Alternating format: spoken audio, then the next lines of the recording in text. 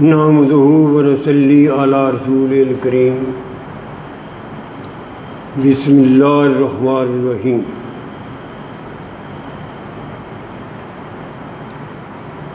سامعین محترم،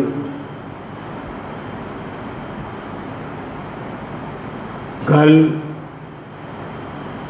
10 محرم تھا۔ حضرت امام حسین علیہ السلام کی شہادت کا دن۔ یہ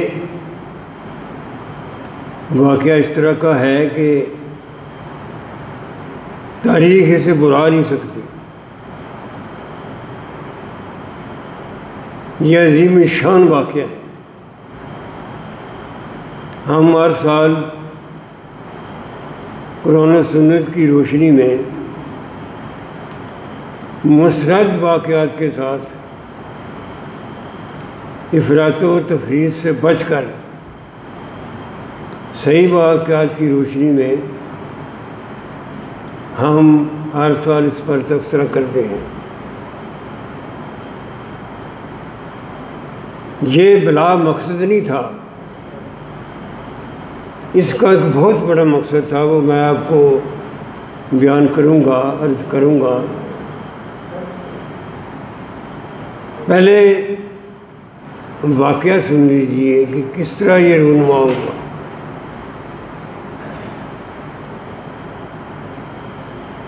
حضرت امیر معاویہ رضی اللہ تعالیٰ عنہ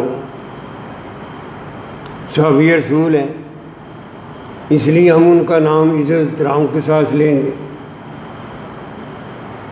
لیکن یہ تاریخی بات ہے،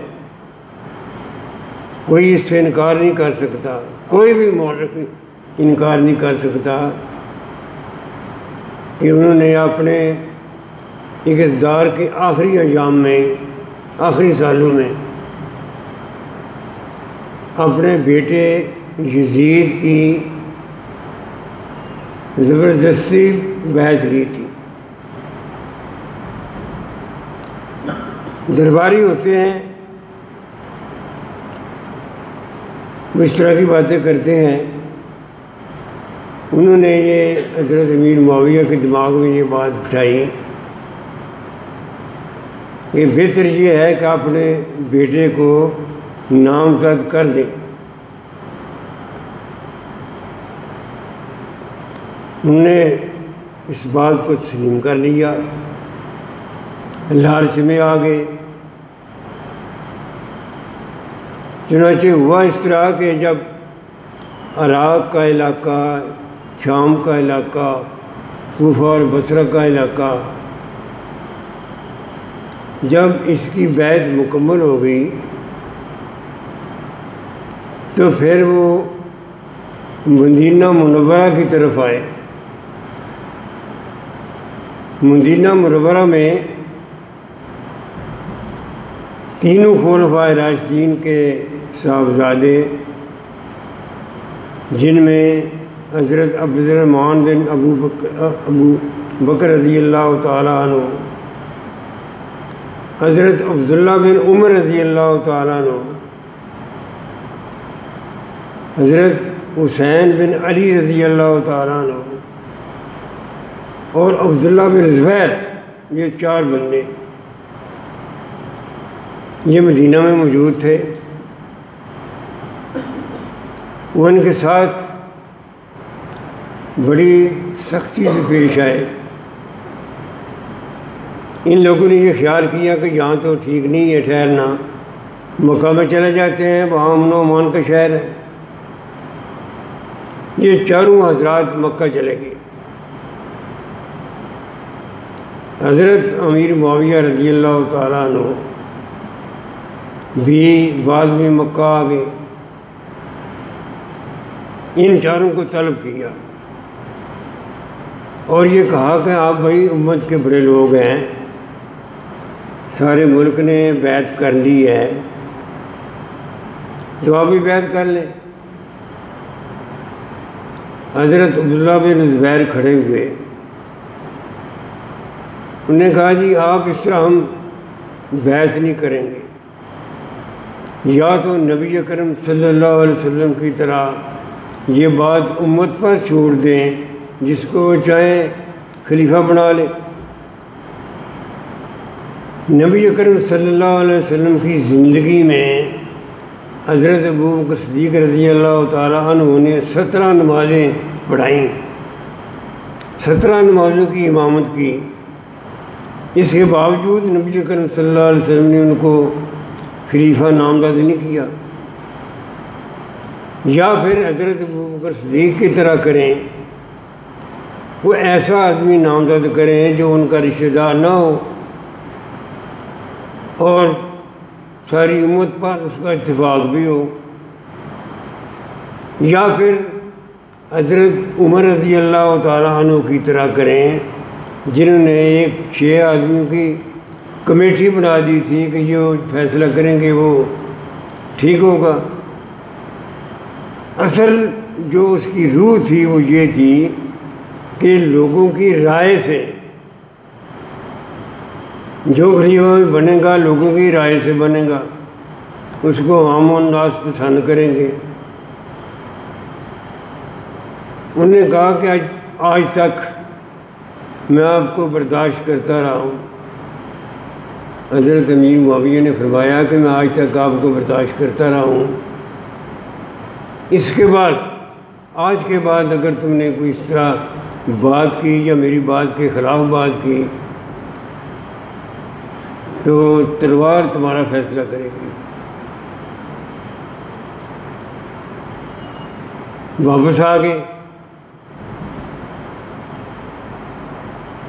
اب یزید برسر اقتدار آ گیا تھا، ملک کا نظام اس نے سنبھال لیا تھا۔ حضرت امام حسین رضی اللہ تعالیٰ عنہ دیکھ رہے تھے کہ یہ جو خلافت کا نظام تھا، صرف یہ بات نہیں ہے کہ ایک آدمی خلیفہ بن گیا ہے، بلکہ جو نظام چل رہا تھا، جس انداز سے چل رہا تھا، وہ اس نے الٹ پلٹ کر دیا ہے۔ چنانچہ یہ تاریخی بات ہے، 8 ذی الحج کو دنیا جہان کے بندے بیت اللہ میں جاتے ہیں حج کرنے کے لیے، وہاں مینا میں جاتے ہیں۔ 8 ذی الحج کو ہی حضرت امام حسین علیہ السلام مکہ سے کوفہ کی طرف روانہ ہوتے ہیں۔ عجیب بات ہے بھائی، دنیا جہان کے بندے حاجی جو حج کرتے ہیں وہ مینا میں جمع ہو رہے ہیں، اور حضرت علی رضی اللہ تعالیٰ عنہ کا لخت جگر اپنے بال بچوں کو لے کر کوفہ کی طرف جا رہا ہے۔ آخر حضرت امام حسین علیہ السلام کو کیا پریشانی تھی؟ انہیں پریشانی کس بات کی تھی؟ کیا وہ حج نہیں کر سکتے تھے؟ بہت سے لوگوں نے منع کیا کہ آپ وہاں نہ جائیں، وہاں خطرہ ہو سکتا ہے۔ بات یوں تھی کہ کوفہ کے لوگوں نے بہت سے خطوط لکھے تھے اور آپ کو دعوت دی تھی کہ آپ یہاں تشریف لائیں، ہم آپ کے ساتھ ہیں۔ انہوں نے اپنے چچا بھائی کو مسلم بن عقیل کو صورتحال کا جائزہ لینے کے لیے وہاں بھیج دیا تھا۔ شروع میں وہاں سے یہ پیغام آیا کہ حالات ٹھیک ہے۔ کوفہ کے لوگوں نے حضرت مسلم بن عقیل کے ہاتھ پر بیعت کر لی تھی، ان کے گرد جمع ہو گئے تھے۔ حضرت امام حسین رضی اللہ تعالیٰ عنہ نے یہ دیکھا کہ یہ موقع ہے، جس طرح گاڑی پٹری سے اتر گئی ہے، جس طرح خلفاء راشدین کا نظام تھا اس کو بدل دیا گیا ہے، جس طرح خلافت ختم کر دی گئی ہے، اس کو بحال کرنے کا یہ ایک موقع ہے، اور مجھے اس موقع سے فائدہ اٹھانا چاہیے۔ حضرت امام حسین علیہ السلام اپنے بال بچے کو ساتھ لے کر، اپنے بچوں کو ساتھ لے کر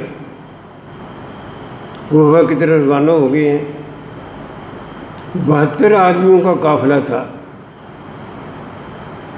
جس میں 32 سوار تھے اور 40 پیدل تھے۔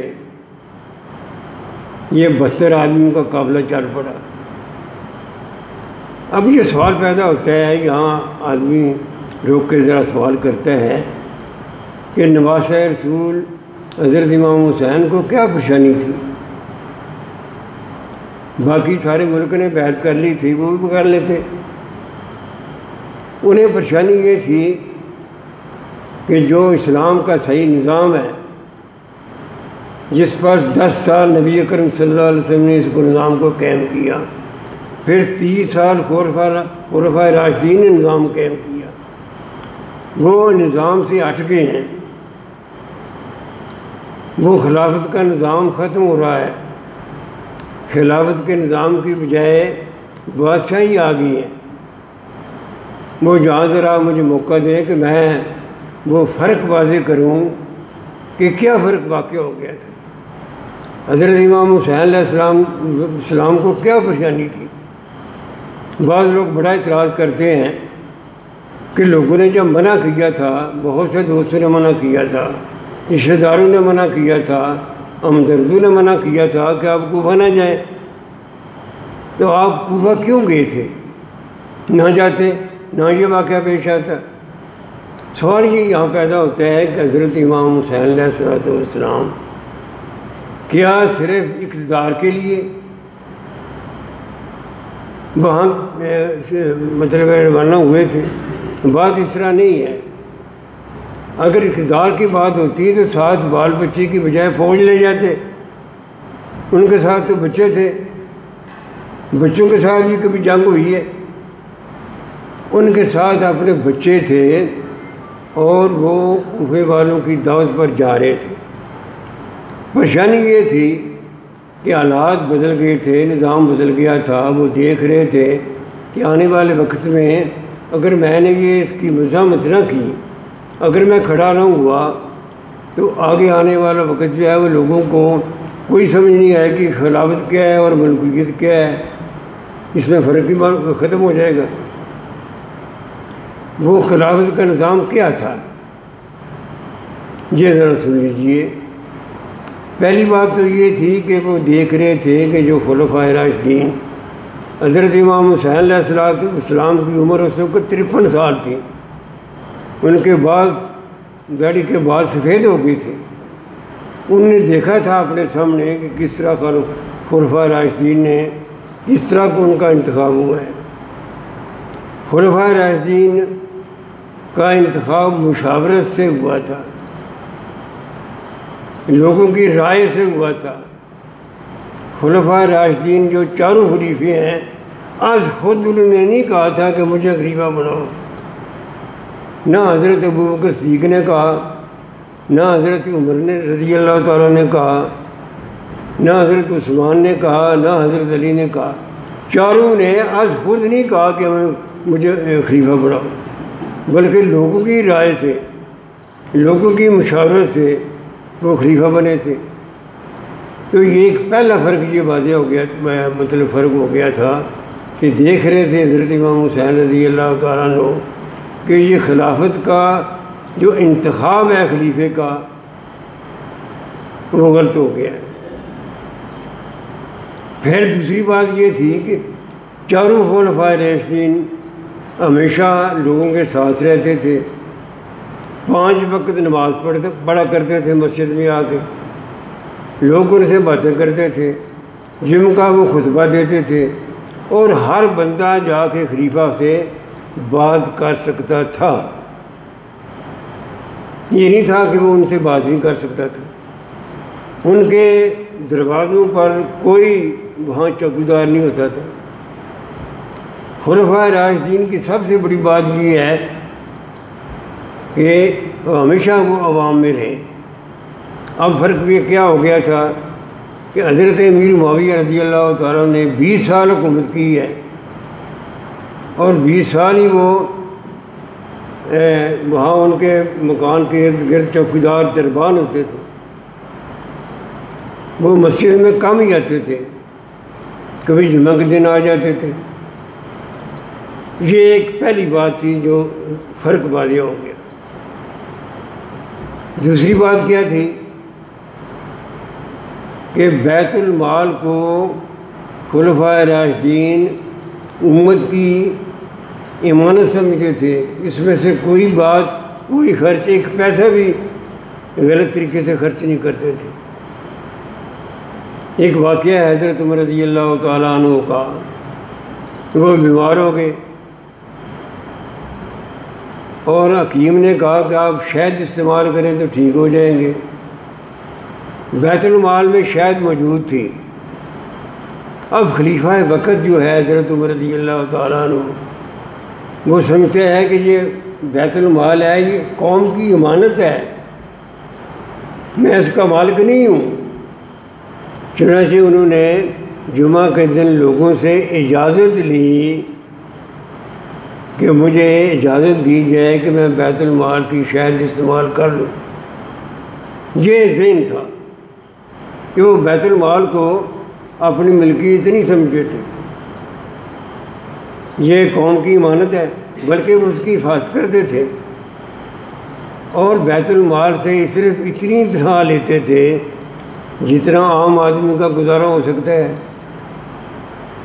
کبھی زیادہ پیسے نہیں لیے۔ اس دفعہ کا ذکر ہے کہ حضرت ابوبکر صدیق رضی اللہ تعالیٰ عنہ کے سامنے دو کھانے آئے۔ آپ نے فرمایا کہ یہ دو کھانے کس طرح بن گئے ہیں، ہمارے گھر میں تو ایک کھانا پکتا ہے۔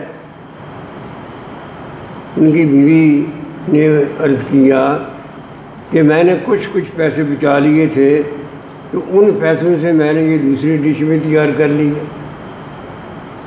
اس نے کہا اس کا مطلب یہ ہے کہ وہ پیسے میں تھوڑے سے کم کر لوں تاکہ تم نہ بچاؤ نہ تمہاری دوسری ڈش بنے۔ اس قدر وہ احتیاط کرتے تھے، اور واقعہ تو آپ جانتے ہیں کہ کس طرح رات کو اٹھ کے گلیوں میں پھرا کرتے تھے امت کا حال معلوم کرنے کے لیے۔ یہ بڑے واقعات ہیں۔ حضرت علی رضی اللہ تعالیٰ عنہ کا واقعہ ہے کہ انہوں نے اپنے بھائی عقیل کو، اس نے بیت المال سے قرض مانگا، سگا بھائی ہے، چھوٹا بھائی ہے، وہ اس کو قرض مانگ رہا ہے بیت المال سے۔ آپ نے دینے سے انکار کر دیا۔ اس نے کہا اگر میں تمہیں قرض دوں تو پھر میں کس سے انکار کروں؟ یہ قوم کا مال ہے، میں تمہیں اس سے قرض نہیں دے سکتا۔ چنانچہ وہ ناراض ہو گیا۔ میں عرض کرنا چاہتا ہوں کہ خلفائے راشدین کے زمانے میں بیت المال، قومی خزانہ، وہ قوم کی امانت تھا، اور خلفائے راشدین اس کے امین تھے۔ اب فرق کیا ہو گیا بھائی؟ اب حالات بدل گئے۔ حضرت امیر معاویہ رضی اللہ تعالیٰ عنہ نے اس بیت المال کو قومی امانت سمجھنے کی بجائے اپنا ذاتی مال سمجھ لیا۔ وہ اس طرح کرتے تھے، جب جنگ ہوتی تھی تو مال غنیمت آتا تھا، اس کا طریقہ یہ تھا نا کہ 4 حصے فوج میں خرچ کر دیے جائیں، 1 حصہ بیت المال میں جمع کر دیا جائے۔ خلیفہ اس میں سے کچھ چیز لے نہیں سکتا تھا۔ حضرت امیر معاویہ کا یہ اعلان تھا کہ اس میں جو سونا اور چاندی ہے نا مالی غنیمت میں سے، وہ سونا اور چاندی نکال لیا جائے، مجھے وہ میرے گھر بھیج دیا جائے، باقی تقسیم کر دیا جائے۔ اس کا آغاز کر دیا تھا حضرت امیر معاویہ رضی اللہ تعالیٰ عنہ۔ دوسری بات یہ تھی، یا تیسری بات، کہ جو قاضی ہوتا تھا، اگرچہ قاضی کو خلیفہ ہی مقرر کرتا تھا، اس کی اپائنٹمنٹ خلیفہ ہی کرتا تھا، لیکن وہ قاضی آزاد طریقے سے فیصلے دیتا تھا. یہ نہیں ہو سکتا کہ وہ خلیفہ کی مرضی سے یا اس کے ڈر سے یا اس کے احترام سے اپنا فیصلہ جو وہ کرے، یہ نہیں ہو سکتا تھا. تو بڑا مشہور واقعہ ہے حضرت علی رضی اللہ تعالیٰ عنہ کا کہ انہوں نے اس قاضی کے سامنے شکایت کی، استغاثہ کیا کہ میری جو وہ تلوار ہے یہ وہ چوری ہو گئی ہے، تو فلاں آدمی کے پاس ہے. آپ نے اس قاضی نے بلایا اس آدمی کو، اس نے کہا جی بات یہ ہے کہ پہلے یہ کوئی ثبوت پیش کریں، کوئی گواہ پیش کریں. یہ قاضی کہہ رہا ہے امیر المومنین کو، حضرت علی رضی اللہ تعالیٰ عنہ کو، گواہ پیش کرو کوئی. انہوں نے کہا گواہ تو کوئی نہیں ہے، میرا بیٹا ہی گواہ ہے. تو قاضی نے امیر المومنین کا، حالانکہ قاضی کو 100% یقین تھا کہ خلیفہ وقت جو ہے حضرت علی رضی اللہ تعالیٰ عنہ جھوٹ نہیں بولتے، سچی بات کر رہے ہیں. لیکن قانون کی جو ضرورت تھی، قانون شہادت، وہ یہ تھی کہ ان کو گواہ پیش کریں. تو وہ گواہ پیش نہ کر سکے سوائے بیٹے کے، تو قاضی نے مقدمہ خارج کر دیا. اور جس نے وہ چوری کی تھی وہ بندہ یہودی تھا، وہ مسلمان ہو گیا. کہ اتنا کڑا نظام ہے عدالت کا کہ خلیفہ نے مقرر کیا ہے قاضی کو، قاضی جو ہے وہ صحیح طریقے سے فیصلہ کر رہا ہے. تو اس دور میں اس کا آغاز ہو گیا تھا حضرت امیر معاویہ رضی اللہ تعالیٰ عنہ کے دور میں، کہ وہ قاضی جو تھے وہ خلیفہ کے خلاف یا گورنروں کے خلاف فیصلے نہیں کر سکتے تھے، ڈرتے تھے کہیں ہمیں معزول نہ کر دیا جائے. یہ اس کا آغاز ہو گیا تھا. پھر آگے دیکھیے، لوگوں کو بات کرنے کی آزادی نہیں تھی. خلفاء راشدین کے زمانے میں لوگوں کو اپنی بات کرنے کی آزادی تھی. وہ خلیفہ پر اعتراض بھی کر سکتے تھے، بات بھی کر سکتے تھے. بڑا مشہور واقعہ ہے کہ حضرت عمر رضی اللہ تعالیٰ عنہ خلیفہ وقت جو ہے وہ خطبہ دینے کے لیے کھڑے ہوئے، تو ایک آدمی نے کہا کہ ہم ذرا ٹھہر جائیں، ہماری بات سنیں. سامعین میں سے بیٹھا ہوا تھا ایک آدمی کھڑا ہو گیا. اس نے کہا خطبہ بعد میں دینا، پہلے ہمیں یہ بتائیں کہ آپ کا قد کافی لمبا ہے، جو یمن سے چادریں آئی تھیں وہ سب کو تسلیم ہو گئی تھیں، آپ کو بھی چادر میری تھی، تو اس چادر سے آپ کا کرتا تو بن ہی نہیں سکتا تھا. یہ کرتا آپ کا اس طرح کس طرح بن گیا، پہلے یہ بتائیں. وہ خطبہ دینے کے لیے کھڑے ہیں، عوام میں سے ایک آدمی کھڑا ہو گیا. حضرت عمر رضی اللہ تعالیٰ نے اس آدمی کو کچھ نہیں کہا. انہوں نے کہا ٹھیک ہے بھائی، آپ کا سوال، اس کا جواب میرا بیٹا دے گا، عبداللہ اس کا جواب دے گا. عبداللہ کھڑے ہوئے اور انہوں نے کہا کہ میں نے اپنی چادر اپنے ابا جان کو دے دی تھی، 2 چادروں سے جو کرتا بنا ہے. تو پھر حضرت عمر رضی اللہ تعالیٰ عنہ نے خطبہ دیا اور اللہ کا شکر ادا کیا. یا اللہ تیرا شکر ہے کہ ہماری امت میں، ہمارے مسلمانوں میں ایسے لوگ موجود ہیں جو سچی بات جرأت سے کر لیتے ہیں، چاہے خلیفہ وقتی کیوں نہ ہو. لیکن اب حالات بدل گئے تھے اور یہ تبدیلی آنی شروع ہو گئی تھی امیر معاویہ رضی اللہ تعالیٰ عنہ کے دور میں. میں انہیں امیر معاویہ رضی اللہ تعالیٰ عنہ کہہ رہا ہوں. وہ صحابی رسول تھے، ان کے بڑے کارنامے بھی ہیں، لیکن یہ جو ایک بات ہے نا کہ انہوں نے اپنے بیٹے کی تلوار کے زور سے بیعت لی ہے، یہ ایسا واقعہ ہے جس کو آج تک میں میں نے ایف اے میں تاریخ پڑھی ہے، بی اے میں پڑھی ہے، ایم اے میں پڑھی ہے، کوئی مورخ مجھے نظر نہیں آیا جس نے اس بات کا انکار کیا ہو۔ ان کو زور سے زبردستی بیعت لینے کا اختیار ہی نہیں تھا۔ دین اسلام کا جو سیاسی فلسفہ ہے اس میں یہ وراثت بنتی نہیں ہے۔ اسلام کے سیاسی نظام میں وراثت نہیں ہے۔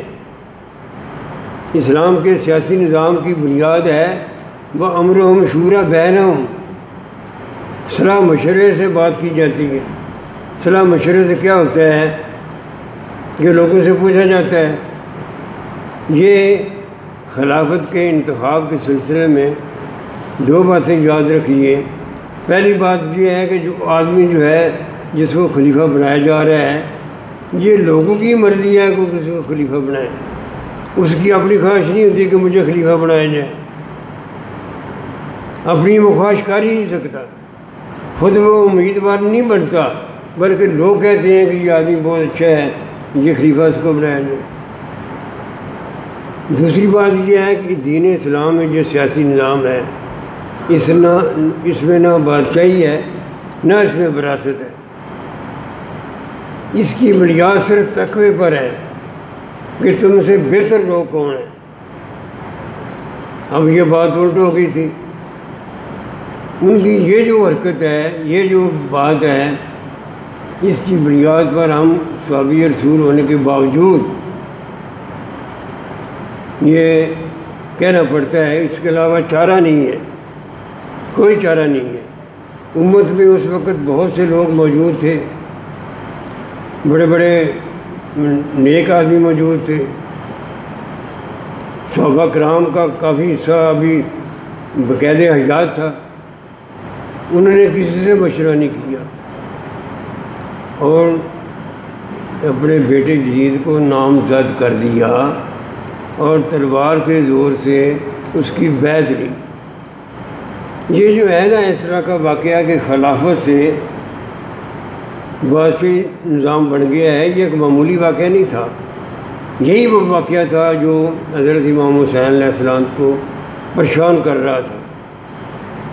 وہ دیکھ رہے تھے کہ سارا نظام بدل گیا ہے، بیت المال کا نظام بدل گیا ہے، خلافت کا نظام بدل گیا ہے، صحیح فیصلے نہیں ہو رہے، تو یہ نظام سارا بدل گیا ہے۔